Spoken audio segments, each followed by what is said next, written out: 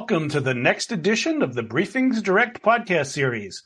I'm Dana Gardner, Principal Analyst at Inter Arbor Solutions, your host and moderator. There's a common breed of company that, even though it has a relatively small number of employees, does very big jobs with their lean and often distributed workforces. A perfect example of such a concentrated and efficient business is Acore Concrete, which builds large and complex structures across the western United States. When it comes to IT, the lean and mean mantra also holds true for these well-managed teams. The jack-of-all-trades requirements also means that the leadership of IT is also often the head of security. And that's another way that Acore Concrete shines as a prime example. Today's Briefings Direct Security Innovations discussion examines how Acore Concrete has successfully created a security culture that relies on centralized administration, proactive insights, and rapid remediation to assure that the whole company operates at peak performance. Here to share the story of how to best balance resilient security with efficient use of human capital and resources is Andy Black, Chief Information Officer at Acore Concrete Specialists Incorporated in Salt Lake City. Welcome, Andy. Hello, thank you. We're glad to have you with us. So tell us about Acore Concrete and your approach to reaching security objectives. How big is your market? How far are you spread? Maybe even mention a few jobs that people might recognize. Sure, no problem. So Acore Concrete operates in 7 different states within the western United States, and we have 13 offices throughout the western U.S. Our main corporate headquarters is in Salt Lake City, Utah. And from here, we really run the majority of the business as each site operates independently, and yet we still have certain divisions of our organization that operate within each of those various states and others as well where we don't actually have offices. So we need to provide a lot of remote capability, remote access to all of these various locations. And the way that our company is built out, when I came on board several years ago, I determined that the best answer for us was not to have a central data center where all of our servers were stored and all of our applications were housed, because it just made it more complex for every one of those locations to then gain access to that main facility. And because we also were growing, I needed the ability to expand the business quickly and plug in a new location really fast. All we needed was an internet connection. And if I had to then instead rely on trying to establish some sort of a direct VPN connection back to our main data center at the main corporate headquarters, it probably wasn't going to work as well. So we decided at that point to migrate all of our server environment into the Microsoft Azure cloud and set up a VPN connection instead for each office location up into that Azure cloud environment. And so that's really what has enabled us to operate more lean and operate more securely, enabling each location and each office to have a secured connection into our primary applications that we use on our servers through this remote access. And it also enables us, for all of our people that are operating remotely on mobile devices, laptops, and such, to still be able to gain access to our cloud-based environment. And so we have to make sure that that's obviously secured, but that's basically how we've configured our environment. So every physical location, as well as all of our remote workers, have that access into our cloud resources. Yeah, Andy, we hear so much these days about remote work and whether that's the right fit for the long term. It seems to me, though, that what's most important is that you have the flexibility and the agility to be location independent, that you can get the work done regardless of where the people are, where they need to be. So that's an important observation that you guys are obviously well ahead on. Tell me, what have been some of the major challenges to reaching those security requirements that you mentioned with, for example, 13 offices spread around the country? Well, a great example that's coming to mind right now, we are currently working on one of the largest renovation projects in our country, and that is through the Church of Jesus Christ of Latter-day Saints LDS Temple renovation project that's going on in downtown Salt Lake City. Now, interestingly enough, while we're on that particular project and we're having to do a lot of very, very intense and technical and interesting work on cutting the facility, basically, we're lifting the entire temple off of the ground to put earthquake prevention materials within the facility, drilling holes down the sides of the temple and everything. And of course, this is a historic landmark as well. And so we have to retain and really protect this facility. But we're working on that job site in conjunction with other companies as well. and we are a subcontractor in partnership with the main host organization who is doing a lot of that particular construction. And so we have managers and our admins working in that other company's trailer. And so we're relying on that other company's internet connection for the majority of their work. And yet our people still need to have access to our main company resources. So for them, for example, we have set up a VPN client that they load on their individual computers so they can simply, again, rely on that internet connection and still tap into our Microsoft Azure cloud. Now, for all of our other main office locations, certainly we have firewalls in place, and each firewall is configured with that VPN client. But the way we've configured and built this out so that everything is cloud-based, while we can secure it with a VPN connection, still puts us in a little bit of a tight spot at times because, again, people are all over the place. They might be using a cell phone as a mobile hotspot or in an airport Wi-Fi, right? And so while they have that VPN connection, to me, that still does not protect them 100%, right? We're aware that there are a number of hacks and other issues out there where they take advantage of VPN and even RDS types of connections into those remote access servers in that cloud environment. And so we have to be able to still protect and secure those as well. And so as a result, I rely on a lot of the particular services and support that I get from Bitdefender in securing our particular computers and those connections so that they can still be remote, they can be in these other offices shared with other companies, and we can still have secured access to our resources. Sure, the days of creating a fortress and a moat, a perimeter that you can protect and beef up from time to time, those are gone because there is no perimeter. The perimeter is everywhere. Now, what do you look for as some of the top requirements on the endpoint in order to then take advantage of your distribution, use of cloud, and the use of protected networks? Well, one of the main reasons that I chose to move to Bitdefender in the first place was its really high quality and reputation when it comes to ransomware protection. And the reason why that was one of my primary things that I was looking for is as a result of an instance that we had an attack that we had to handle several years ago. And the solution that we had at the time, while it helped prevent the vast majority, we still had a couple of machines that were hit. And I needed to find a good, solid solution. And so that solution was, at the time when I did all of my research, Bitdefender. Bitdefender came out on top of that list. And so we determined that by installing Bitdefender, not only gave us an endpoint protection solution that did the ransomware protection, but it gave us the antivirus, anti-malware, and other resources to really protect the security of that local device. And then at the same time, because we still see, even today,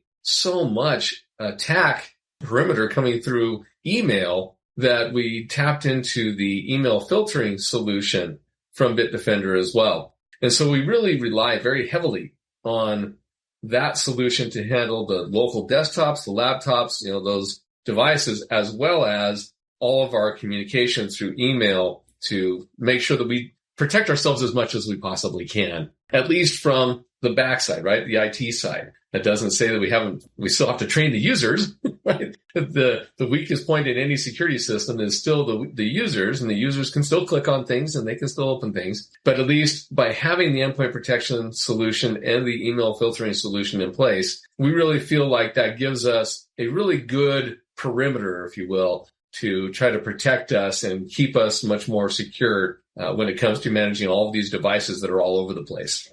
Right. And when it comes to partners like your security partner, not only are they focused on the requirements at the endpoints, but they too have also adopted cloud architectures like you have.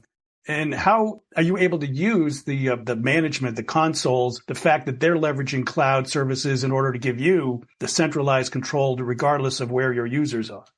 And that's a really great question. And it just brings to mind that not only do we have our own primary server in the cloud that we use for specific systems in our environment, but we also outsource and use many other vendor-related hosted services, right? Software as a service for many other applications. And most of those are also hosted in Amazon Web Services or Azure, right? So they're all cloud hosted as well, as you'd indicated. And so we may have one type of connection to one location, but on that same computer, we're doing 10 other things and 10 other resources going to other cloud hosted services. So I have, through Bitdefender, a great console that we use for two purposes. In that, the first purpose is so that on the main desktop, I can see all of the connected devices, and I can see which devices have had what things blocked, whether it's been blocked, whether it's been quarantined, whether it's been deleted, so I can on a snapshot open it up and say, do I have any devices out there that are jumping out and saying, hey, something just happened, we need to look at this right now. And I've also received notifications so that if somebody's machine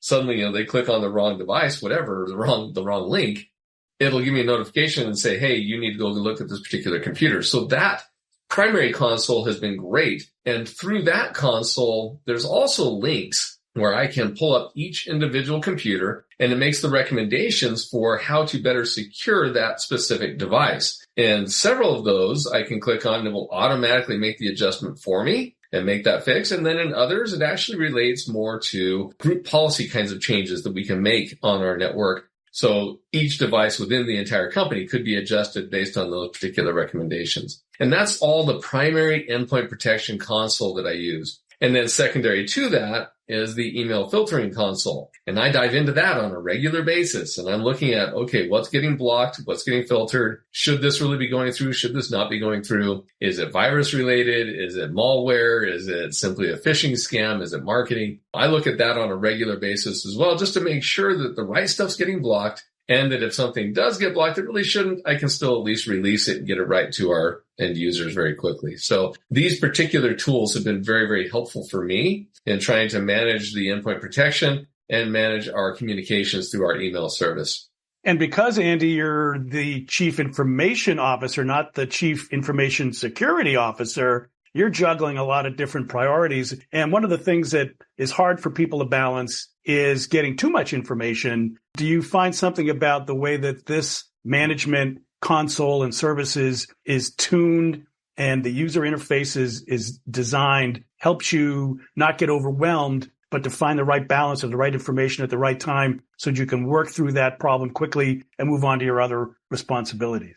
So when we first implemented the email filtering solution a while ago, we weren't really entirely certain how best to make it work. And so we put specific settings in place, and it seemed like we were still blocking more than we really wanted to block.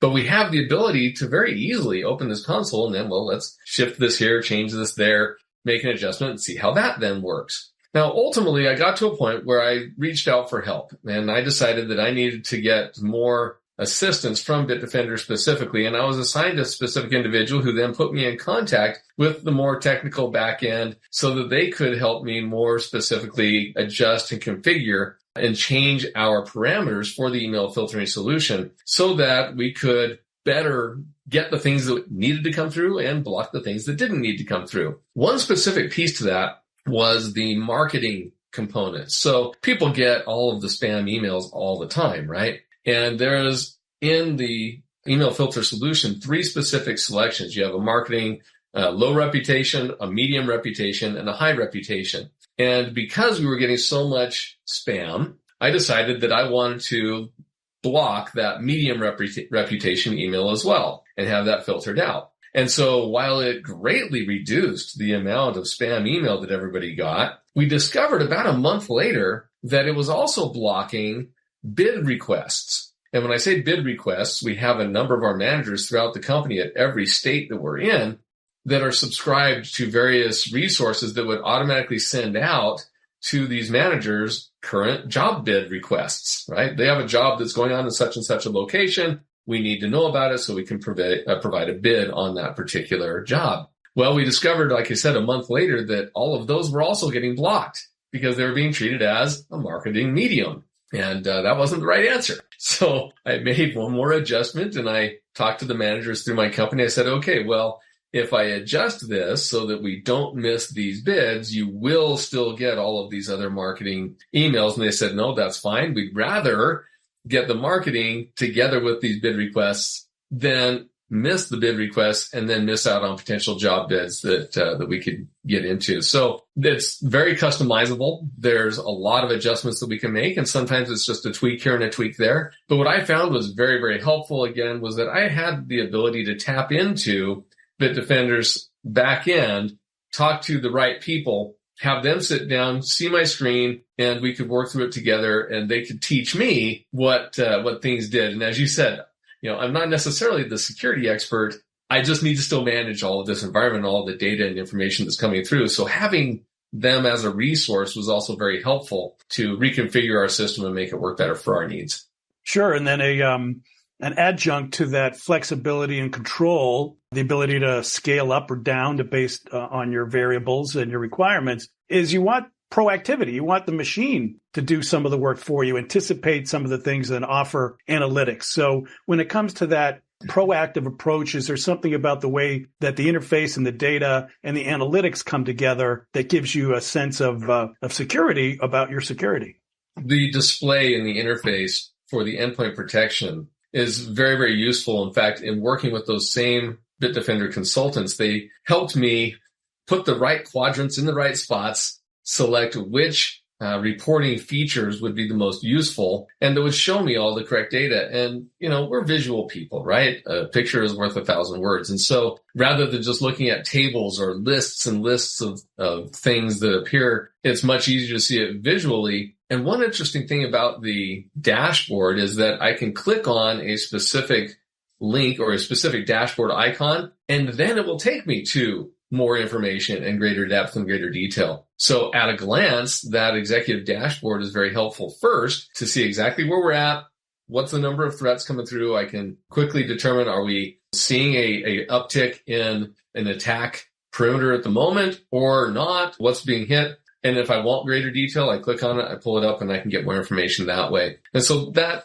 particular resource has been very helpful. And again, once it's set up and I know it's there and I trust it, this isn't something I have to go into every single day. I'm not tapping into this every day, right? That's not really my role overall. But when I need to, or if there's something that's happening, I can tap into it very quickly, pull it right up, see what's happening, talk to my team and say, let's go attack these particular systems. This one's questionable. We're not sure what's going on here. Jump on that one. It's a great management tool from that perspective.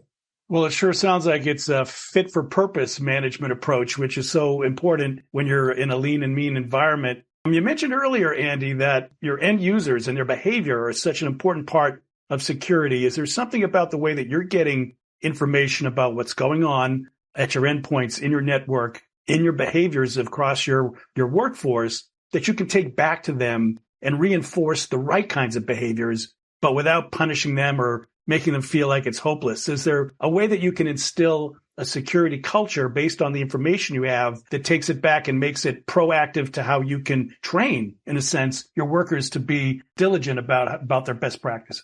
One of the things that I did within ACOR is a couple of years ago, we determined as a leadership team it would be very beneficial and helpful for us to meet on a weekly basis across the company and do a training of some sort. And I've trained on all sorts of different things within the organization, but one of the key things that I continue to bring up about, monthly, maybe every 6 to 8 weeks, is security. And I will bring up and say, here's the most recent thing that we're dealing with. Here are the most recent attacks. And then every once in a while, something may come through our email, right? No solution is 100% perfect. And so I still have to rely on my users to know and be aware and look at what's coming through to make sure that it's still good or bad. And so we have a phishing report link option. So if something comes through and it looks fishy, they click the link and it automatically then sends to my team. And we see this email of what it is, and we can double check and verify whether or not it's good or bad. And if it's bad, we can obviously let the user know and thank them and congratulate them for being proactive and determining, yep, sure enough, that's not the right thing. And then depending on what's coming through, sometimes I will take screenshots of that and I will send out a communication across the company to, hey, everybody, these are certain things that are right now happening. This is bad, this is bad, this is bad, right? So you don't want to open these. And then during these Friday trainings that I have with the company, I can discuss with people, what are you seeing? How do we look at and break down one of these messages and these emails to determine, is this really a valid email? And if not, how do we recognize that? How do we determine it? And so by helping and working with all of the people throughout the company on a regular basis, having these conversations, showing them the examples, taking these screenshots and so on, it's really helped me to create a greater security culture within the organization and a lot of a smarter user base so they can be more proactive on their own end and say, yeah, this is bad, or I'm not really sure about this particular one, Andy. Let me send this to you and have you double check it for me just to be sure. And I will say that the vast majority of the time, it's worked very, very well. Now, still, yeah, people can make a mistake. I had a user literally a week ago click on a link that said they needed to redo their email password. I can't remember what it was. And sure enough, it takes them to a spoofed site, and they didn't think fast enough. And sure enough, they entered their credentials, at which point then they immediately went, okay, that was probably bad. So Andy, help me. So the next thing you know, of course, let me help you reset your account, reset your password immediately so that whatever just got compromised is no longer there. But at least people are aware, right? They're thinking. Even if they clicked the button afterwards, they're like, yeah, that probably wasn't the right answer. Let's jump on. Let's talk to Andy's team and let's see what we can get fixed. So I think helping create that security culture also makes a big difference. Because as I talk to people all the time, in IT, we can put all of the infrastructure in place. We can have the firewalls and the VPNs and the endpoint protection and the antivirus and the anti-malware and all of that. But at the end of the day, it still is up to the end user. They are the last point of protection. And so they need to also be aware. They need to be looking and be cognizant of what they're dealing with. So, the more we can work with them, the better as well. All right. That root cause analysis and learning what's been behind problems is one part of the solution, as you point out, and relaying that to behavioral adjustments is another. But what about the ability to react as a security professional when something does go wrong? Is there something about the way your security apparatus is designed that helps you nip it in the bud? First, looking back at the console that I was mentioning earlier within Bitdefender, I can see whose machines have been recently, they blocked something, a virus came through, they quarantined it, whatever. And so then I can again have my team go out and look at that specific computer and see if something got through. But I will tell you that if Bitdefender says it blocked it, and it hasn't really been an issue. But it also tells me who those users are, so I know if there's a specific individual that we need to work with. Okay, now it looks like you've got 6 times in the last week that you've clicked on things. Let's talk about this. What is it that's going on? Let's make sure you figured that out. Now, again, looking at it from the leadership perspective, I can put all of the infrastructure in place, but I also, as you said, need to have the ability to recover should somebody do something that they shouldn't have.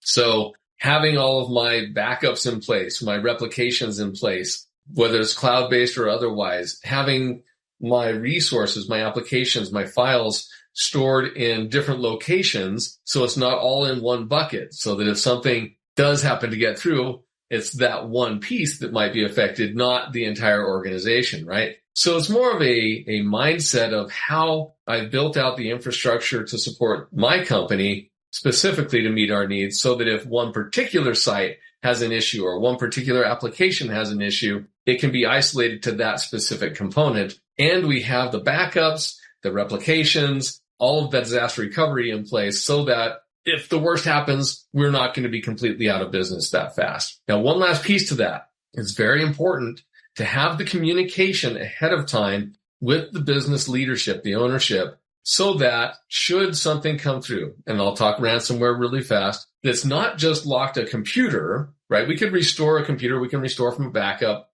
That's fine. You might lose a day. It's not going to kill us. But one of the biggest things with ransomware that's happening today is not just the encryption of a computer, but where the bad people will get in, pull data out first and hang on to your information. And then they want to charge you a ransom because they're going to threaten to release your information, right? So they want you to pay the ransom to not release, and to then pay a ransom to, decrypt your devices and your systems. And so the issue is more with the information that they've gathered. If you can have a conversation and have that decision made ahead of time with the organization, you can let your leadership know, here's how you've got your backups, here's how you've got your encryption, here's how your data is being protected. And if somebody comes in and says, we've got your data, we will release it unless you pay a ransom, you can have at least had a game plan and a decision made ahead of time so that it's not, responsive, knee-jerk reaction to just immediately pay the ransom to save us, right? Have those conversations, have that plan in place already so you're ready to go if and when that occurs.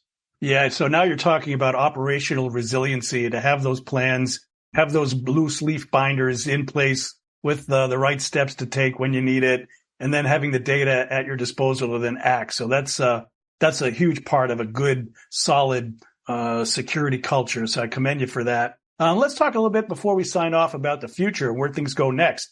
Are you concerned about the number of different endpoints that you might be involved with? You have a construction business with different work sites, lots of equipment, new equipment coming online all the time with more network connections, more sensors, more endpoints. So do you feel like you're going to have to expand your event horizon across more endpoints to remain as secure as you are now?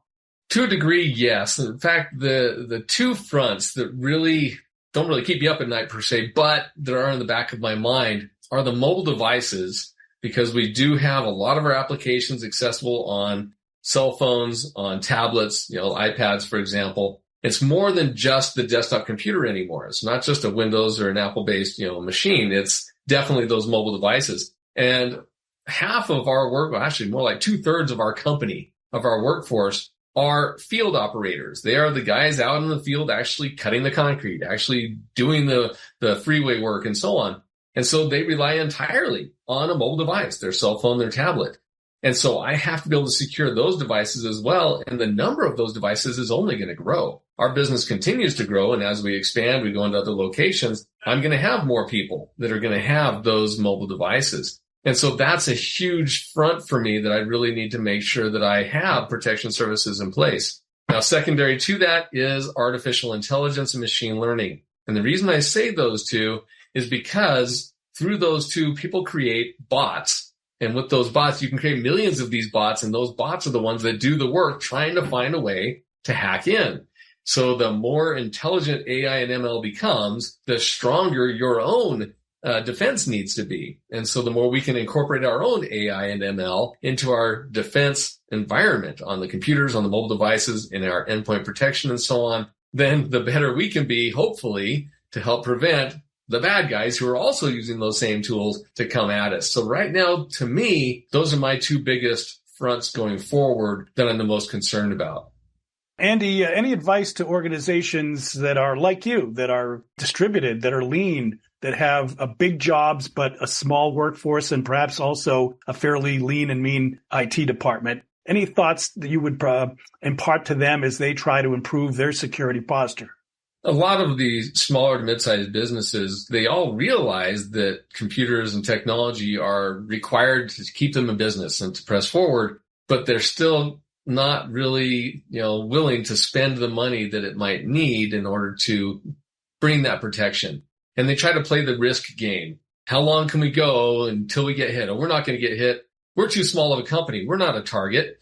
Well, what we're finding is that's actually the biggest target is the small to medium-sized businesses, because they tend to not have invested into their security to protect themselves. And so that's where those weaknesses come in. And again, those same organizations, while they do the bare minimum, they might have an endpoint protection solution on their computers, but they're not necessarily securing their mobile devices. They're not necessarily creating and working with their people to create that culture of security. And so it doesn't take a lot. It's not a huge investment in most cases, but it does make a world of difference to protect a business if you will make that more of a priority, because it's going to cost a lot more to recover than it would be to prevent in many of those cases.